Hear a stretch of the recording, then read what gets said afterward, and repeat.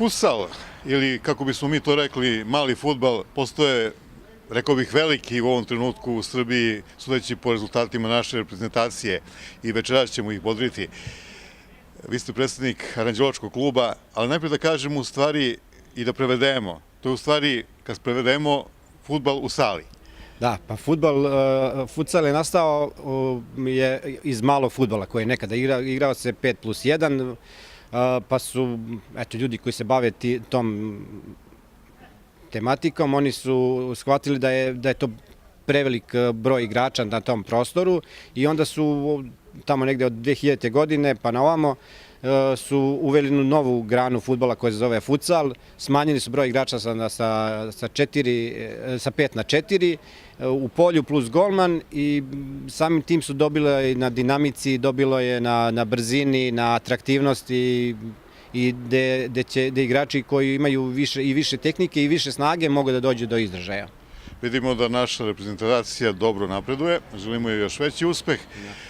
Znamo da u stvari ovde u Komšiluku Kragujevčani imaju najbolju ekipu, to je Akademac, Ekonomac, a kako je naš tim?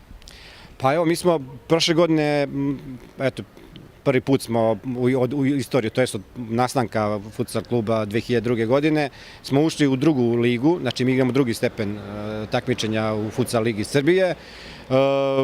Prošle godine odmah smo imali zapažen rezultat, znači imali smo odmah u prvoj sezoni smo bili četvrti, sad ova sezona je u toku, ne stojimo baš najbolje, malo neki finansijski problemi kao i svuda, ali nadamo se da će to na kraju, negde smo na polovini prvenstva i da će do kraja to biti ok kako treba. Obično po sponzorima se daju i nazivi klubova. Jel vi dalje ostate pri istom nazivu? Pa da, mi smo ostali pri istom. Grad je i dalje najveći i malte ne jedini finansijer kluba malog fudbala i to će biti dokle god se ne reši načine kako da se i ti sponzori nađu svoju korist samim tim što će učestvovati u radu i fudbala i svih ostalih sportova i svih ostalih grana. Ne samo i u zdravstvu i kulturi i šta ja znam. Vreme je i da najavimo vašu utakmicu i da pozovemo Aranđelovčane da malo više podrže i ovaj klub. Pa evo, mi sutra uveče igramo utakmicu drugog kola nastavka prvenstva. Dolazi nam ekipa Metalca iz Milanovca. Oni su trenutno prva ekipa i najbolja ekipa u ovoj ligi. I eto je jedna prilika da i naši sugrađani pogledaju jednu odličnu ekipu koja dolazi, koja će verovatno sledeće godine igrati u najelitnijem takmičenju i nas da podrže kao ekipu iz ovog našeg grada i te momke koji pokušavaju i da animiraju ljude, a i da taj futsal podignu na neki malo viši nivo. I da mi u stvari napredujemo kao klub, a jednog dana da imamo i naši igrači iz Aranđelovca u reprezentaciji.